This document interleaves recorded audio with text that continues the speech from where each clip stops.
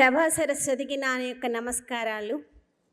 నాకు ఈ అవకాశం కల్పించినందుకు తెలంగాణ ప్రభుత్వం, తెలంగాణ తెలుగు అకాడమీ వారికి మరియు కుసుమ ధర్మన్న కళాపీఠం వ్యవస్థాపక అధ్యక్షురాలు శ్రీమతి రాధా కుసుమ మేడం గారికి నమస్సుమాంజలు తెలియజేస్తూ ఇక్కడికి విచ్చేసినటువంటి అందరికీ కూడా హృదయపూర్వక అభినందనలు తెలియజేస్తున్నాను.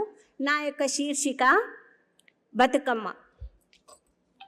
తెలంగాణ సంస్కృతి సంప్రదాయాలకు నిలువుటద్దం ఈ బతుకమ్మ పండుగ. ఆశ్వయుజ మాసాన శుద్ధ పాఠ్యమి నుండి 9 రోజులు జరుపుకునే అతి పవిత్రమైన పండుగ. బొడ్డెమ్మతో మొదలెడే ఎంగిలి పూల బతుకమ్మ, సద్దుల బతుకమ్మ 9 రోజులు సాగే ప్రక్రియ. జానపదుల పందిళ్లలో, కేరింతల సవ్వడులలో కలబోతగా ఈ బతుకమ్మ. ఈ పర్వదినంలో ప్రతి ఇల్లు సందడిగా మారే బంధువుల అనుబంధాల ఆత్మీయతలకు నిదర్శనంగా లోగిళ్ళు మారి అందరి మనస్సులను రంజింపజేస్తూ సంతోషంతో చేసుకునే బతుకమ్మ పండుగ. చిన్న పెద్ద ముసలి ముతక అందరూ కూడా కుల మత వర్ణ వర్గ విభేదాలు లేకుండా అందరూ కలిసి జరుపుకునే అరుదైన అందమైన అద్భుత కోలాహల సమ్మేళనమే ఈ బతుకమ్మ. అద్భుత అందమైన ఇంద్రధనస్సుల అలరారే పండుగ.